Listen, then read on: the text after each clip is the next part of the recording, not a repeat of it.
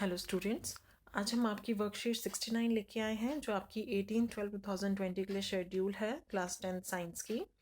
और आपका चैप्टर चल रहा है chapter number 8, how do organism reproduce of your NCERT book. तो आज इस चैप्टर के अंदर हम करेंगे फर्टिलाइजेशन। जैसे कि हमने लास्ट क्लास के अंदर मेल और फीमेल रिप्रोडक्टिव सिस्टम के बारे में पढ़ा था। ये भी हमने जाना था कि मेल और फीमेल जो है at the stage of attending the puberty और आफ्टर अटेंडिंग द प्यूबर्टी वो अपनी गैमेट्स और जर्म सेल्स प्रोड्यूस करना शुरू कर देते हैं। और मेल्स के जो जर्म सेल्स होते हैं उनको हम कहते हैं स्पर्म्स, और फीमेल के जो जर्म सेल्स होते हैं उनको हम कहते हैं एग और ओवा या ओवम भी हम कहते हैं। ठीक है, अब है फर्टिलाइजेशन। हमने लास्ट वर्कशीट के अंदर ये भी पढ़ा था कि फर्टिलाइजेशन ह्यूमन बींग्स के अंदर या किसी भी ऑर्गेनिज्म के अंदर फर्टिलाइजेशन मतलब क्या होता है कि the fusion of male and female gametes. ठीक है, तो यहाँ पे आपको दिया हुआ है the process by which male and female gametes that means male sperm unite with the female ovum to form a zygote. That process is known as fertilization. What happen when the egg is not fertilized? क्या होगा अगर ये egg fertilised नहीं हुआ? ठीक है, क्योंकि दो कंडीशन होती हैं, फर्टिलाइजेशन या तो होगा या नहीं होगा। जैसे कि आपको हमने फीमेल रिप्रोडक्टिव सिस्टम के अंदर बताया कि फीमेल की जो यूट्रस होती है वो अपने आप को हर मंथ और एवरी मंथ प्रिपेयर करती है to receive a fertilised egg. But ये ज़रूरी तो नहीं है कि एग फर्टिलाइज्ड हो। ठीक है, तो अगर वो एग फर्टिलाइज नहीं हुआ तो क्या होगा? तो ये होता है, if egg is not fertilised it life for about 1 day. Egg कितने दिन तक रहता है? सिर्फ 1 दिन तक रहता है। Since the ovary release 1 egg every month, the uterus also prepare itself every month to receive a fertilised egg. And its lining, जो उसकी लाइनिंग होती है, it become thick and spongy for nourishing the embryo. जो अंदर की wall होती है, uterus की अंदर की लाइनिंग होती है, जैसे कि आपको बताया था कि यहाँ पे 2 ओवरीज बताई थी कि फीमेल्स की 2 राइट एंड लेफ्ट ओवरी होती है, फेलोपियन ट्यूब्स होती हैं। ठीक है, उसके बाद जो स्ट्रक्चर आपको जैसे ये ओवरी है, फिर सर्विक्स है, फिर वेजाइना है। ठीक है, तो यूट्रस की जो इनर लाइनिंग्स होती हैं ये क्या हो जाती हैं, थोड़ी थिक हो जाती है with the rich blood supplies. क्यों होती है? क्योंकि जब फर्टिलाइजेशन होगा तो जो इम्प्लांटेशन होगी एम्ब्रियो की और उसकी नरिशिंग के लिए ये वॉल्स क्या कर देती है, with rich supply of blood vessels अपने आप को एनरिच्ड कर लेती हैं और थिक हो जाती हैं। बट अगर फर्टिलाइज्ड होके एग नहीं आया, ठीक है, अगर फर्टिलाइज्ड होके एग नहीं आया तो ये प्रिपरेशन तो वेस्ट हो गई जो यूट्रस ने अपने आप के लिए की है। ठीक है, तो in case egg is not fertilise this lining is not needed any more, उसकी ज़रूरत ही नहीं है। So the lining slowly breaks and comes out of the vagina. वो जो लाइनिंग है वो ब्रेक ऑफ हो जाती है, टूटने लग जाती है और वेजाइना के रास्ते बाहर आ जाती है as a blood and mucus. And this cycles take place every month and known as menstruation cycle. और ये साइकिल एवरी मंथ होती है और इसे हम क्या बोलते हैं? इसको हम बोलते हैं मेंस्ट्रुएशन। ठीक है, उसके बाद रिप्रोडक्टिव, उसके बाद हम इस पे आ जाते हैं। ठीक है, फिर हम आ जाते हैं रिप्रोडक्टिव हेल्थ पे। रिप्रोडक्टिव हेल्थ के से पहले हम ये वाला टॉपिक करते हैं बच्चों, need and methods of family planning. ठीक है, अब फैमिली प्लानिंग के लिए क्या क्या मेथड्स हैं? फैमिली प्लानिंग हम किस लिए, फैमिली प्लानिंग के देखो 2 रीजंस हैं कि हमें फैमिली प्लान क्यों करनी है। फैमिली प्लानिंग सिर्फ ये नहीं कि पेरेंट्स के लिए ही बेनिफिटेड है, फैमिली प्लानिंग जो है हमारी सोसाइटी के लिए और हमारे नेशन के लिए भी बेनिफिट है। क्यों? क्योंकि देखो नेशंस के लिए क्यों, क्योंकि जितनी ज़्यादा पॉपुलेशन इंक्रीज़ हो रही है उतना ज़्यादा हमारा लैंड एरिया भी कम पड़ रहा है। ठीक है, हमारे उतनी ज़्यादा इकनॉमी मतलब रिसोर्सेज जो है, नेचुरल रिसोर्सेज, वो यूज अप हो रहे हैं बाय इंक्रीजिंग द पॉपुलेशन। और अगर हम वैसे भी बात करें प्रेजेंट सिनारियो की तो पॉपुलेशन ज़्यादा है और एक तरीके से रिसोर्सेज हमारे पास कम है और डिमांड हमारे पास बहुत ज़्यादा है। ठीक है, तो उसके रिगार्डिंग भी अगर हम देखे जाएँ तो फैमिली प्लानिंग करने की बहुत ज़रूरत है। तो family planning not only benefited the parents and childrens but also to the society and nation by being able to keep the number of new birth under the control. यानी अगर हम new birth को under control करेंगे तो हम अपने nation की economy और रिसोर्सेज को सेव कर सकते हैं। ठीक है। फिर है आपका safe sex versus HIV AIDS. ठीक है, अब ये HIV एड्स क्या है? सेफ सेक्स मतलब सुरक्षित, मतलब संभोग। ठीक है, तो सेफ सेक्स यानी उसमें हम कोई बीमारी ना ले लें, यानी ये प्रोसेस करते हुए या ये रिलेशन बनाते हुए कोई बीमारी ना हो जाए। HIV क्या होती है? ये एक बीमारी होती है जो आपकी सेक्चुअली ट्रांसमिटेड डिजीज़ होती है। सेक्चुअली ट्रांसमिटेड डिजीज़ यानी वो बीमारी जो सेक्चुअल रिलेशनशिप बनने के दौरान एक पार्टनर से दूसरे पार्टनर के अंदर ट्रांसमिट हो सकती है। ठीक है, तो HIV की फुल फॉर्म है आपकी HIV, human, I for immuno और V फॉर वायरस। यानी ये एक ऐसा वायरस है जो ह्यूमन के इम्यून सिस्टम पे अटैक करता है, और इस वायरस से जो है जो बीमारी होती है वो होती है एड्स। अब एड्स की फुल फॉर्म क्या है? एड्स की फुल फॉर्म है एक्वायर्ड इम्यूनो डेफिशिएंसी सिंड्रोम। ठीक है, एक्वायर्ड दैट मीन्स हम जो इम्यूनिटी एक्वायर्ड करते हैं, जो हमारी जो इम्यूनिटीज़ होती है, एक तो वो होती है जो इन्नेट होती है, जो हमारे अंदर है। बाकी इम्यूनिटी हम कैसे करते हैं? एक्वायर्ड करते हैं। जैसे हमारा किसी पैथोजन से एनकाउंटर हो गया तो हमारी बॉडी उसके अगेंस्ट एंटीबॉडीज़ बनाएगी, तो ये हमारा ऑटो इम्यून सिस्टम है। तो ये हमारे एक्वायर्ड इम्यून सिस्टम के अंदर डेफिशिएंसी हो जाती है, यानी हमारे अंदर प्रतिरोधक क्षमता जो है कमज़ोर पड़ जाती है, ये उसकी बीमारी है। तो there are many diseases which can be transmitted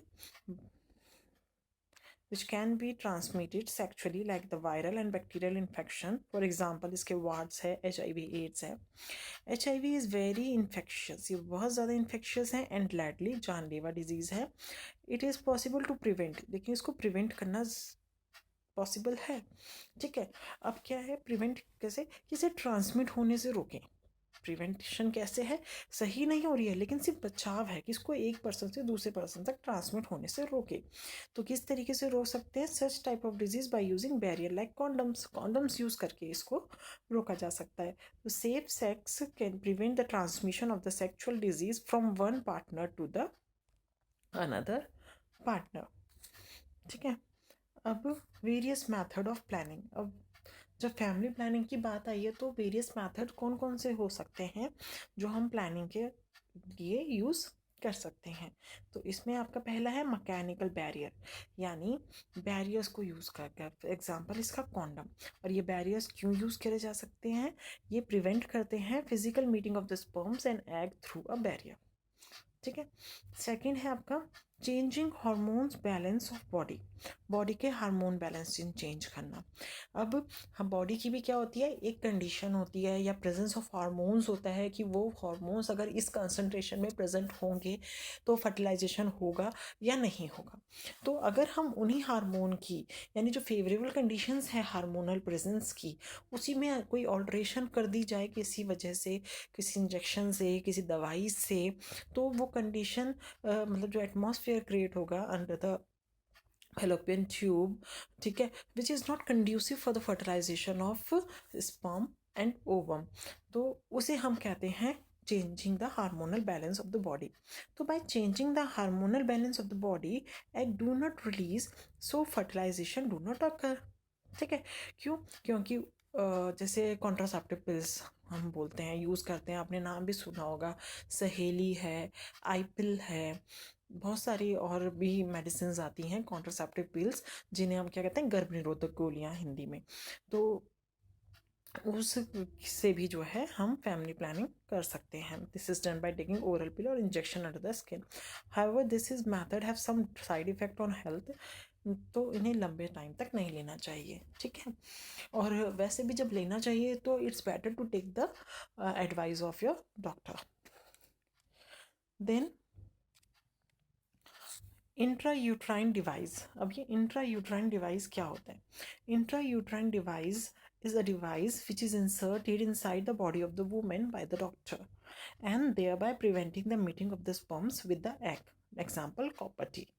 ठीक है। इसके अंदर फीमेल बॉडी के अंदर जो होती है, जैसे वुमेन के बॉडी के अंदर इंसर्ट कर दिया जाता है, जिससे कि फॉर एग्जांपल इसको हमने कहीं पे ट्यूब पे जाके लगा दिया, बांध दिया, जिससे कि एग जो है वहाँ से क्रॉस नहीं करेगा और इस पंप से उसका फर्टिलाइजेशन नहीं होगा। तो ये डिवाइसेस हैं जो फीमेल बॉडी के अंदर इंसर्ट करे जाते हैं बाय द डॉक्टर। सब है surgical method. Surgical method, it help to block the gamete transport by some minor surgery. इसमें सर्जरीज हो जाती हैं, ठीक है। माइनर सर्जरी कैसे, जैसे कि आपने जो ट्यूब्स हैं जिनमें से ट्रांसफ़र होते हैं उनको कट करके स्टिच कर दो, ठीक है, तो वो ट्रांसफ़र होगा ही नहीं, अब तो उनका कनेक्टिविटी टूट गई है, ठीक है। तो जैसे मेल्स के अंदर हम बात करते हैं, in males it is called the vasectomy. Male के अंदर इसको वैसेक्टोमी कहते हैं। क्यों? क्योंकि मेल के अंदर जो वासा डिफरेंशियस होती है उसको ब्लॉक कर दिया जाता है, so the transfer of sperm can be stopped, ठीक है। तो यानी क्या है, if vasa differences is blocked in male, it is called vasectomy. Females के अंदर उसे ट्यूबेक्टोमी कहते हैं, क्योंकि फीमेल के अंदर जो ट्यूब होती है फेलोपियन ट्यूब, उसको ब्लॉक कर दिया जाता है, so that then egg can not reach the uterus और fertilisation does not take place, ठीक है। तो ये सर्जिकल मेथड है, जिसे हिंदी में हम कहते हैं नसबंदी करा दी गई, यानी जो नस है मेल के अंदर वासा डिफरेंसेस और फीमेल के अंदर फेलोपियन ट्यूब, इसको क्या करा दिया गया, बंद करा दिया गया, जिससे कि ट्रांसफ़र ही नहीं होगा, ठीक है। फिर हम आ जाते हैं रिप्रोडक्टिव हेल्थ के ऊपर। इट इज़ रिप्रोडक्टिव हेल्थ का क्या मतलब है, इसका मतलब है it is a total wellbeing in all aspect of reproduction. सभी हिस्सों से, यानी सभी एस्पेक्ट से क्या है, वेलबींग होना, चाहे वो आप फिजिकली हो, इमोशनली हो, सोशल और बिहेवियर, इन सब चीज़ों में आप ठीक होने चाहिए। It is very important for a person to take care of self-reproductive health by taking the healthy diet and maintain the hygiene of the reproductive organ. ठीक है बच्चों, ठीक है, चलो इसके साथ अब हम आगे बढ़ते हैं। आपके प्रैक्टिस क्वेश्चंस हैं इसके अंदर, फिर उनके भी आंसर्स डिस्कस कर लेते हैं। पहला है व्हाट इज फर्टिलाइजेशन, वो हम डिस्कस कर चुके हैं, that the fusion of the male and female gamete is called the fertilization. What happen if the egg is not fertilized, that if the egg is not fertilized, then the inner lining, the thickening of the inner lining of the uterus is shed off, गिरने लगती है in the form of blood and the mucus from the and come out from the vagina, and this is called your menstruation। ये आपके ऊपर first paragraph के अंदर discussed है। फिर व्हाट इज मेंस्ट्रुएशन, ये भी वही सेम वही वाली बात आ जाएगी। आप यहाँ से मेंस्ट्रुएशन की डेफिनेशन लिख सकते हैं, that in case the egg is not fertilized, the lining is not need more, so the vagina and this cyclistic is called the uterus। ये आपका आंसर नंबर 2 हो जाएगा, और फर्स्ट का आंसर भी आपका यहीं से बनना था। फिर हम आ जाते हैं सेकंड थर्ड क्वेश्चन पे, why reproductive health is important. Reproductive health क्यों इम्पॉर्टेंट है, reproductive health is important because to make to spend a life in a very healthier way, ठीक है। तो यहाँ से आप अपना आंसर ले लेना, आंसर नंबर 4 इधर से ले लेना। और इम्पोर्टेंस तो आप खुद भी लिख सकते हो, आपको खुद पता है इम्पोर्टेंट होना बहुत ज़रूरी है, ठीक है। अदरवाइज अगर आप रिप्रोडक्टिवली हेल्दी नहीं हो तो you are not able to give birth to your offspring, or if you are suffered with some reproductive some sexually transmitted disease, so it also may cause disease to your partner as well, so it's better to take the precautions and to maintain a reproductive health, ठीक है। That's why it is very important. Explain various methods of family planning, तो ये हम पढ़ ही चुके हैं, ये सारे आपके वेरियस मेथड्स हैं फैमिली प्लानिंग के, ठीक है। आपके हमने 4 मेथड्स पढ़े इसके अंदर, mechanical barrier, changing hormonal parents, intrauterine device and surgical method. तो ये आप लिखिएगा, एक्सप्लेनेशन कर दीजिएगा। उसके बाद है आपका how HIV AIDS can be prevented, इसको किस तरीके से प्रिवेंट कर सकते हैं। तो HIV AIDS can be prevented by using the physical barriers, ठीक है, by using the mechanical barriers or for example condoms while having some relations with your partners, ठीक है। और इसका और भी है कि avoid multiple partners, ठीक है, मल्टीपल पार्टनर्स को अवॉइड करा जाए। और HIV एड्स के फैलने के और भी तरीके होते हैं, ज़रूरी नहीं है कि ये सिर्फ सेक्सुअल ट्रांसमिटेड डिजीज़ ही है। ये इन्फेक्टेड नीडल से भी कॉज हो सकता है कि कोई इन्फेक्टेड नीडल किसी एक एड्स पेशेंट्स को लगाई और फिर उसी नीडल से एक हेल्दी पर्सन को भी इंजेक्शन लगा दिया, तो वो वायरस उसके ब्लड के अंदर भी इंसर्ट हो जाएगा। ठीक है, बाय यूजिंग इन्फेक्टेड नीडल्स। दूसरा है बाय ब्लड ट्रांसफ्यूजन, अगर किसी एड्स सफर्ड पर्सन का ब्लड जो है किसी हेल्दी पर्सन के अंदर ट्रांसफ्यूज़ कर दिया जाए तो भी उससे जो है उसको एड्स हो जाता है। और बाय एक प्रेग्नेंट लेडी को अगर एड्स है तो उससे उसके होने वाले बेबी को भी एड्स होने के चांसेस हैं। तो इन केसेस में भी हम प्रिकॉशंस ले सकते हैं कि ब्लड ट्रांसफ्यूजन जब हो तो ब्लड को प्रॉपर्ली अच्छे से टेस्ट करके ही जो है चढ़वाया जाए। और दूसरा, सेपरेट निडल्स यूज़ करी जाएँ, सेम निडल्स जो है इंजेक्शंस के लिए यूज़ ना करी जाएँ, डिस्पोजेबल निडल्स यूज़ की जाए। तो ये सारे हमारे एड्स के प्रिवेंटिव मेथड्स हैं। आई होप आपको ये वर्कशीट क्लियर हो गई होगी। It's a very good worksheet. ठीक है, और काफ़ी इंफॉर्मेटिव भी है और वो नॉलेज भी है जो हमें होनी भी चाहिए। चलिए, थैंक यू।